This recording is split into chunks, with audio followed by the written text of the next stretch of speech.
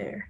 Really quick, before we get into that, I will quickly introduce myself. My name is Cecily. I am the Director of Chapter Operations on the MSP leadership team, which basically means I work with chapters, and apparently currently now with this committee. Martin, would you like to go? Hello, everybody. My name is Martin. I was a former homeless case manager, and currently I'm the project developer for Mustard Seed Project. So I'm kind of in charge of seeing our growth and overseeing some of the programs that we do. We'll go ahead and get started. It's a bit about myself. Really quick, we're just going to go over 4 things today, just so you know where we're at. First, we're going to go over what Operation Shelter to Home and specifically the convention center is, what it's been doing, what it's done. Next, we're going to go into our argument and why we think it should stay open as a shelter.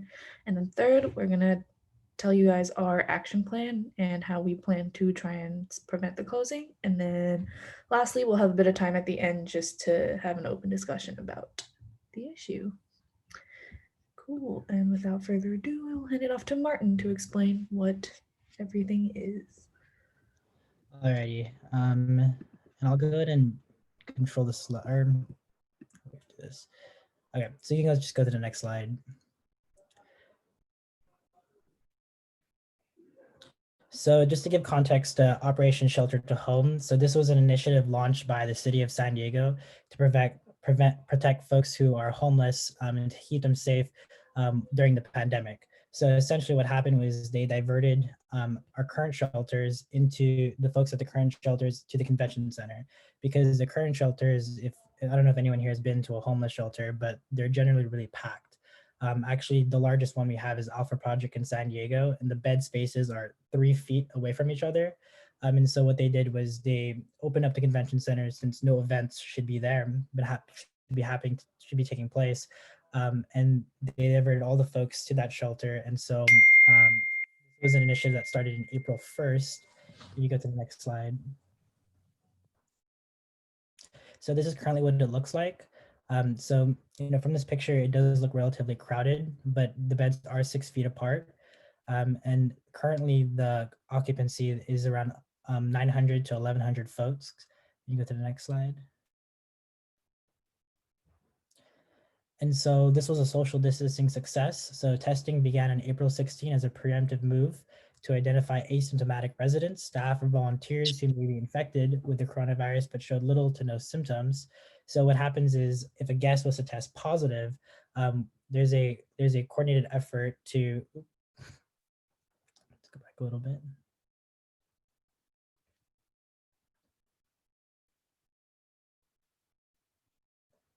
Alrighty, so if a guest was to test positive, there's a coordinated effort with the homeless services providers and with the county nurses to divert the individual to a hotel to self-isolate. And then when the individual self-isolated for 14 days and felt safe to come back to the convention center, they're able to do that. And so there's just a few of the numbers. So this is as of November 18, 2020. So currently there are 927 individuals that are staying at the convention center.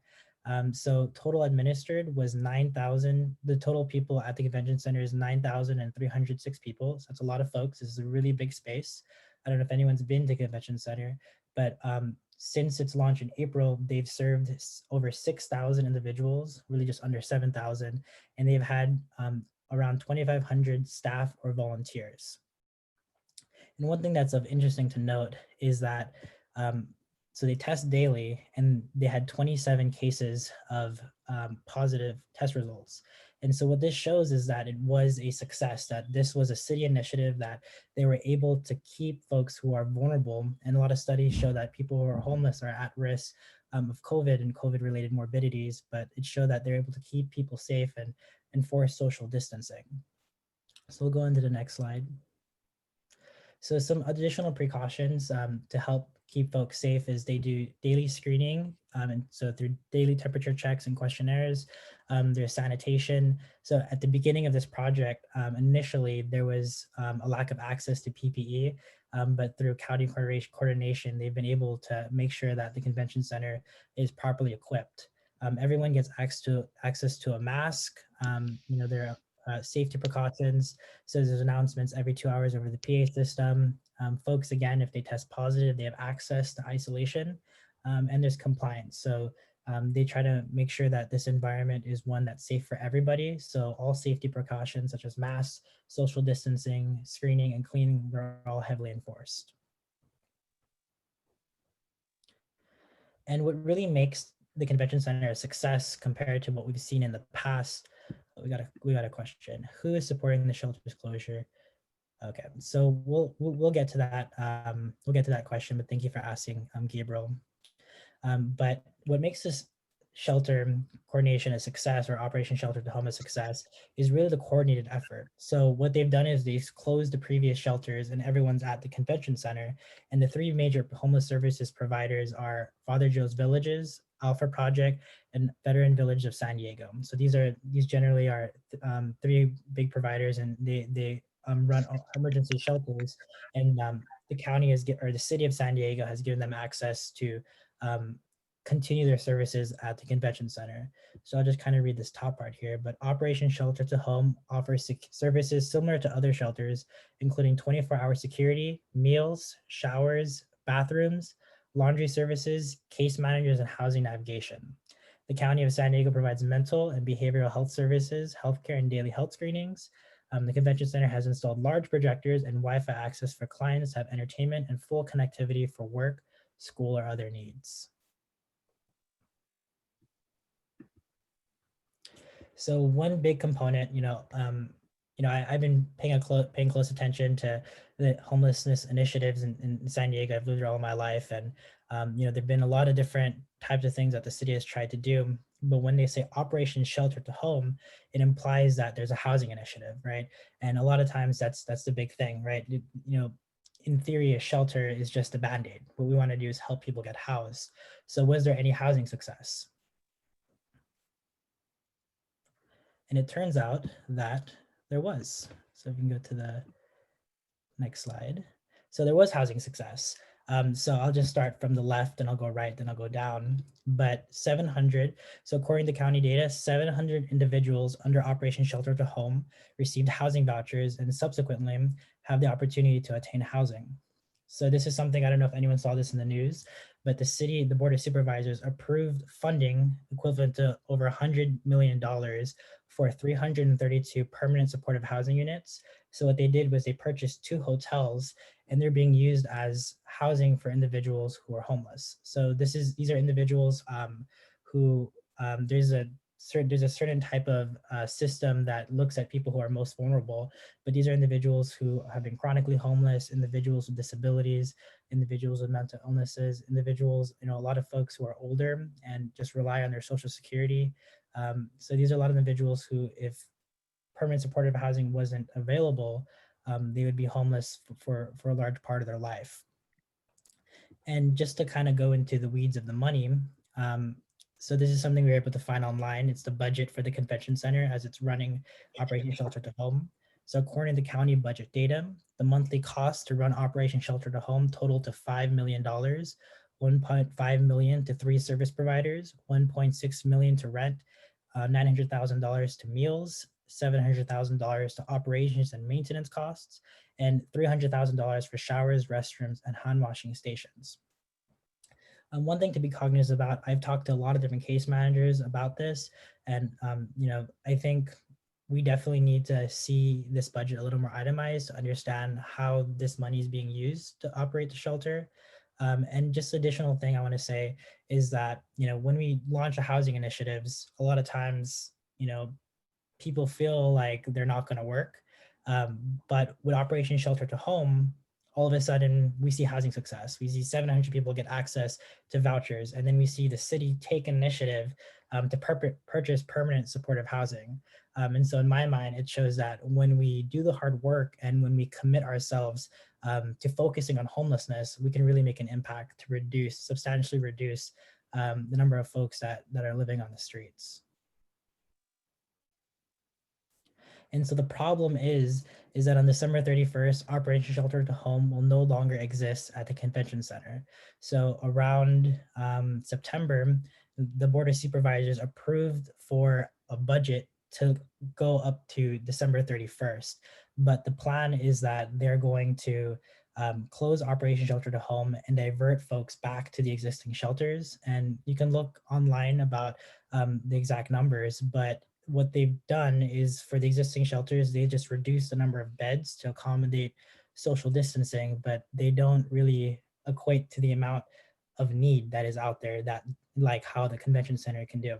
And to answer Gabriel's question about who is supporting the shelter's closure, um, well, really, it's the two main players that have the power to advocate and really decide this policy is the San Diego Housing Commission and the Board of Supervisors. And when we talk about action, those are going to be probably the two players that we're going to try to advocate to. But let's go ahead into the next slide. And I'll pass it on to Cecily, who will go on to our arguments. Alrighty, y'all. Really quick, I will be going over our arguments against the closing, like Martin said. Currently, the city has plans to close it on December 31st, which obviously is in less than 2 months, very soon. And we believe that it is absolutely unconscionable to close the Operation Shelter to Home at the convention center during the winter in a global pandemic and an unprecedented economic crisis. These three are all factors that I will get into. First is the pandemic. Obviously, I hope, as we all know, we are currently in a pandemic, and the number of COVID cases in the last, recent times have been going way up. Over the last 7 days, the number of COVID cases has skyrocketed, reaching a record 1,087 cases on November 4th and 833 cases on November 15th. San Diego County is now in the purple tier, the highest tier of maximum spread. So if you guys aren't familiar with the tier system in California, I believe there's 4 tiers with yellow at the bottom, which is like the safest place, and then purple at the very top, which is the most COVID risky zones. And then I believe there's 2 more tiers, orange and red, in between. County health officials obviously recommend masks, social distancing, washing your hands, avoiding gatherings, and staying home if you experience any symptoms. In relation to the convention center is one of the most well-equipped shelters in the city to address all of these health recommendations. All of the other shelters, while they try their best, they are not physically as big as the convention center is. And like Martin mentioned earlier, there's a great deal of community collaboration in the convention center. And so different organizations are able to work together to provide all of the things that we need to stay healthy. And so in light of the global pandemic, we do not think that the convention center should close. It's a vital resource. Going off of that, the convention center at the convention center, everyone there is screened daily with temperature checks, verbal questionnaires conducted by county health nurses. People who have any symptoms are evaluated by a nurse, and then they determine whether they need to go to a hospital or self-isolate. The initial goals of the convention center were achieved. Like Martin mentioned earlier, they proved to have a really low rate of infection in terms of COVID. And so why close it when COVID is only getting worse? Additionally, in the purple tier, as San Diego is, hold on, my slides are getting funky. As the tier suggests, whenever a city is in the purple tier, indoor operations at restaurants, gyms, places of worship, and movie theaters are not allowed, and therefore the convention center should not be hosting events, even if the shelter is closed. And so if no events are to be held, why close it? What do we need the space for? We have the space. We're not going to be hosting events there. So why not use the space to protect the people who need it most? Next, we go into the current economic crisis that has been brought on by the pandemic. There has been skyrocketing numbers of unemployment, struggle to pay rent, and a lot of people and families are newly faced with the risk of homelessness as a result of record high evictions, unemployment, like I said, and all of those factors that work together. According to the Turner Center for Housing Innovation at UC Berkeley, More than half of California renter households have at least one adult who has experienced a COVID-related job loss, which really just proves how intense this economic crisis is and how many people are now at risk of homelessness. And then finally, we have a quote right here from the San Diego County Urban League that just says, "This wave is coming. This wave is going to be felt. It is going to be like the foreclosure crisis that we went through. Maybe not as strong, but it is coming." And basically, according to all studies, all professionals, a second wave of COVID is obviously coming. It's basically here already. And with that comes an economic plummet. Again, going off that, there are two things that we need in light of the economic crisis: intervention and shelter. Intervention is just any assistance needed to prevent and reduce introducing people into homelessness. As homelessness is projected to increase, more efforts, not less, are needed, such as permanent supportive housing, rent relief, trained social workers, and more sophisticated diversion programs. And so basically, why would you help people less when the problem is obviously getting worse? That just doesn't make any sense. And then shelter. An emergency shelter is a critical component of the solution to reducing homelessness. It allows more peace of mind and safety in the streets, and it allows clients to be near case management, financial, and housing services. We acknowledge, we understand, and we realize that shelters are not a permanent solution to homelessness. They are a temporary fix. They are a band-aid. They are not the cure. But in this crazy, unprecedented times, we need a band-aid while we figure out the long-term cure, just like for COVID. We have a question. Who are the legislators who oppose this closure? Good question. I'll talk a little bit more about that in our fourth section. Cool. And then the next reason we think is arguably one of the biggest reasons why closing the shelter is absolutely not a good idea is when they're closing it. They're closing it in the winter, December 31st. Winter is often the hardest time of year for people experiencing homelessness. Exposure to harsh weather conditions makes it increasingly difficult to survive on the streets, leading to higher ER visits. Hypothermia, pneumonia, all those life-threatening illnesses that you can get in the cold, they can set in at 50 degrees. In San Diego, we all know, or if you guys are in San Diego, you know, we hit that easy peasy. We've been there, we are there. Especially during COVID, especially during flu season, which is coming up. All of these illnesses are going to skyrocket, and there's going to be higher ER visits, which ultimately are expensive for the city. And then also, because of San Diego's warmer climate comparatively to other places where they have like snow and all that stuff, so it's comparatively warmer here. And so a lot of people come to San Diego during the winter because it is warmer, which means the population in San Diego in the winter will go way up as a result of this tourism. And so more people in the city, more people on the streets during a global pandemic. That's a recipe for bad COVID mamba jamba. And so, yeah, we do not think that winter is a time, if any. Yeah, and then in summary, just going over what we all said just now, we do not think that Operation Shelter to Home at the convention center should be closed, especially right now when everything is only getting worse and there's so much more work to be done. The Board of Supervisors are choosing to do this during the winter in an economic crisis, in a pandemic, which again is a recipe for disaster. We should be putting the interest of human lives first before any type of economic argument.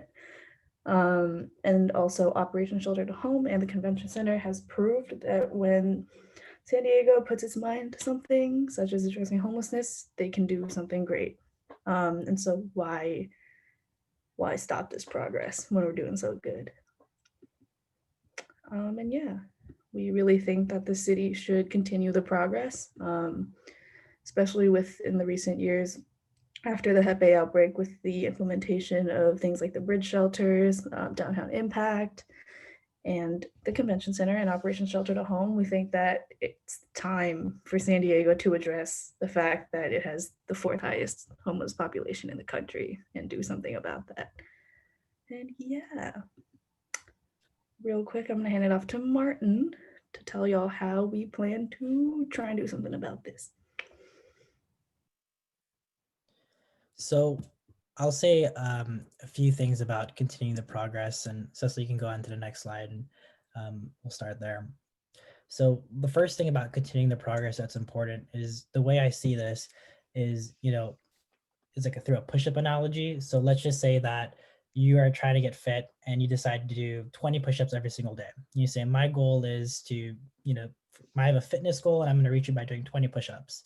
The way I see this closing is that instead of doing more push-ups each day, like 30 push-ups, you're saying, I'm going to do 10 push-ups each day.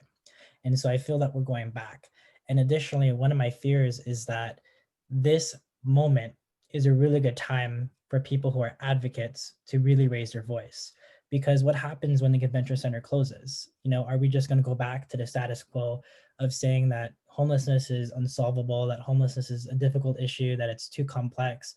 Well, we just showed that we can do something and we can make a difference. And so this is a perfect advocacy moment for us. And this is really why, despite a lot of, despite us being a small group and despite all the different powers that we're against, I think it's important for advocates to speak out. So our action plan is, one, first, get the word out. I don't know if people in this call have heard about Operation Shelter to Home, but a lot of times when I talk to my friends about, hey, do you know what's going on at the convention center? People generally don't know what's happening in their city. So the first step for us is get the word out. People should know that we've had this incredible success at the convention center, and that December 31st they're closing it. What we're putting together is a letter, and if anybody in this call wants to contribute to help us, but I'm writing a letter to the board of supervisors that's essentially displaying our reasoning for why this is an inappropriate time for them to close the shelter.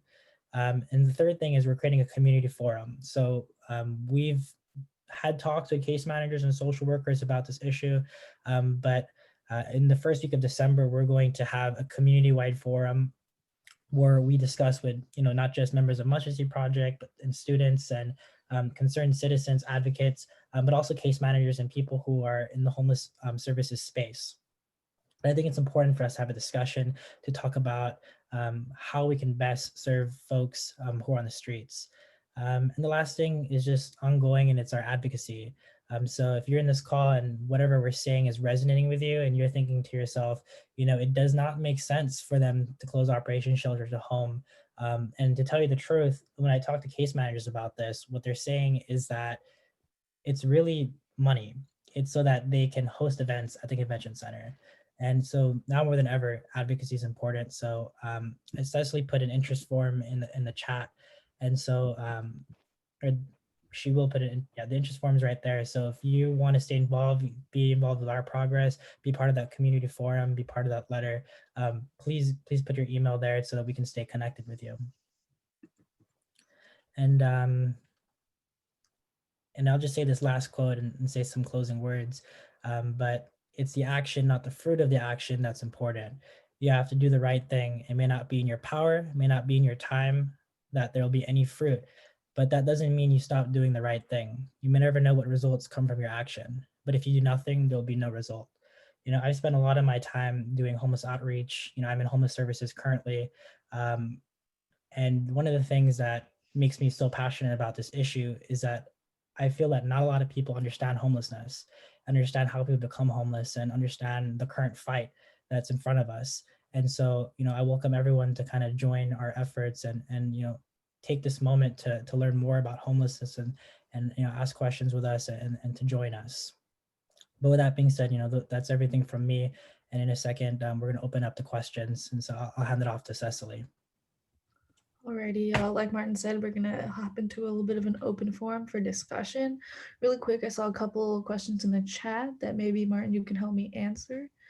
So first, who are the legislators who oppose this closure?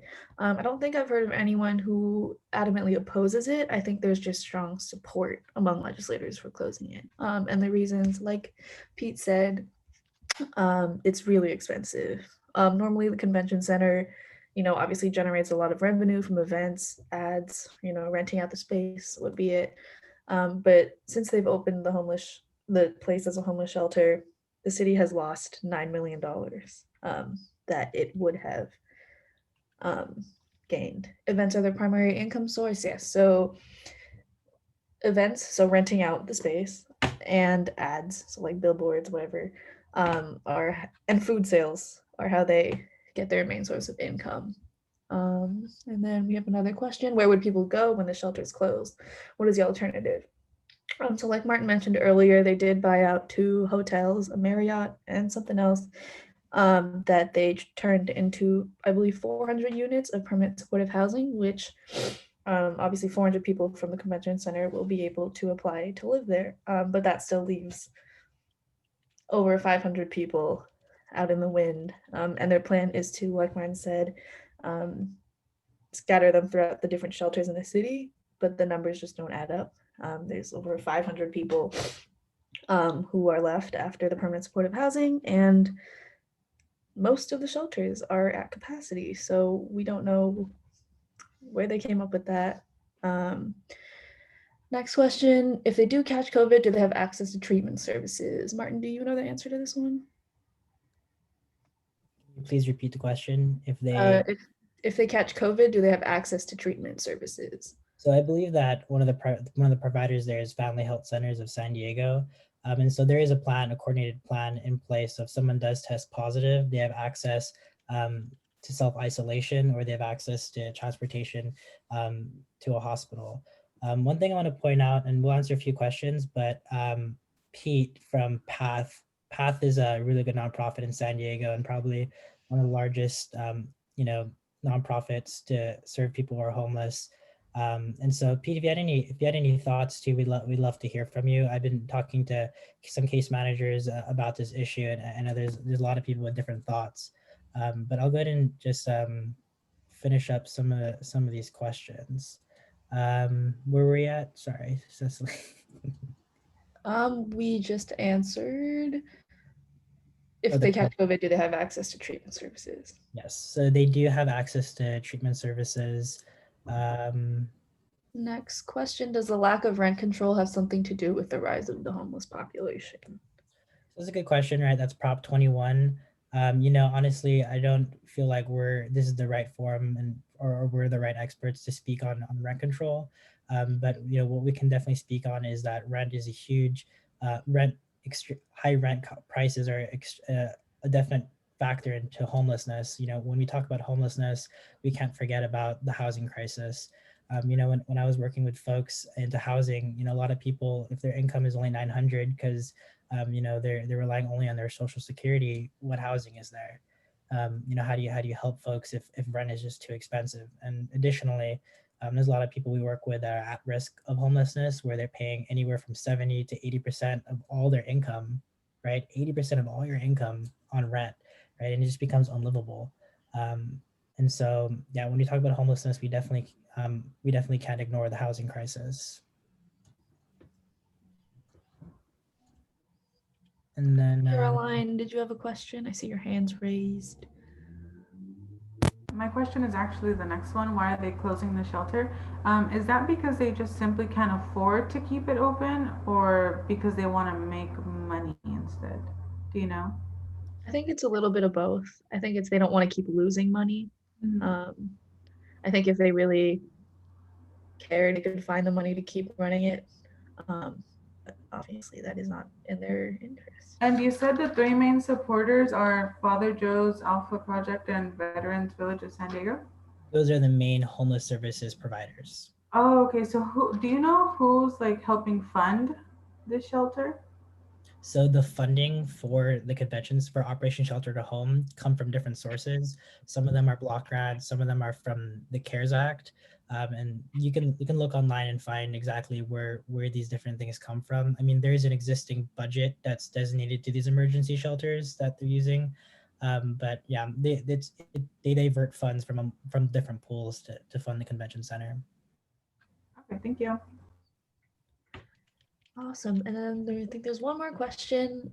Given the convention center's closure, would the same type of regulations and procedures be possible at alternate shelters with ample funding? And to answer that, I think even with ample funding, the convention center is the ideal, right? Because it's one spot, one hub where everyone can access everything. Even without COVID, one of the biggest barriers to people experiencing homelessness is the lack of access to transportation, or language barriers. And so traveling from one end of the city to all the way to the other end of the city to get access to different services can be, sometimes impossible for someone who doesn't have, access to transportation. And so having all of these things in one spot is awesome. And Nicholas, did you have a question?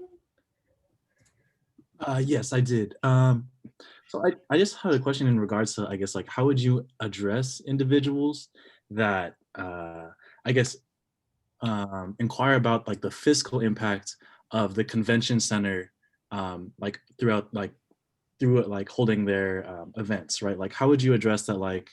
Um, like for example, like attendees of these like conventions, like will spend about what I'm looking here just for 2019, spent about $755 million just in like lodging, food, like for like the businesses of San Diego, right? Um, and so like how would you address like because we are just going through an economic crisis, and we like you address that as well. And so like businesses that are, I guess, currently like starving currently are like, I mean, we have gone through like multiple business closures. A lot of businesses have just like uh, right closed down because of like the economic impact from our current like global pandemic situation. And so like how would you address like addressing like that fiscal impact that the events generate for the surrounding businesses of San Diego? yeah, um, thank you for that question. Nice to see you, Nick. Nick was my roommate in college. Oh Um, my God. so, and that's a really good question, and it's a really fair point. So the way I thought about this was that first, everybody's being hit by this economic crisis. There are multiple sectors aside from tourism that are suffering. Um, for the most part, San Diego as a city, aside from being in the purple tier, has done their best to remain open and has done their best to have people, for the most part, keep their jobs and keep the economy going. But as it relates to the convention center, as coronavirus increases and as it spreads, and this is probably the crux of our argument, is that events should not be held there. Events, we should wait. We're not saying the convention center should close forever. We're not saying that we should have it as a shelter for the next 5 years. It's really that it should not close on December 31st during the winter, during when we have folks who are most at risk of COVID potentially going to the streets. And so I think that, and that's also what makes this such a hard battle, is that what we're fighting is money. We're fighting special interests. We're fighting folks who want to have events.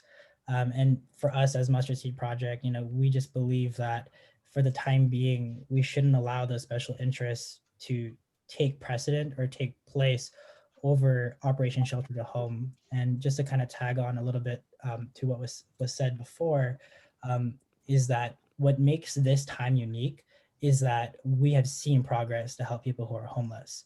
And so that's why this is our time to advocate as hard as we can, because we need to put pressure on the board of supervisors and hold them accountable to really making a difference for the folks on the streets.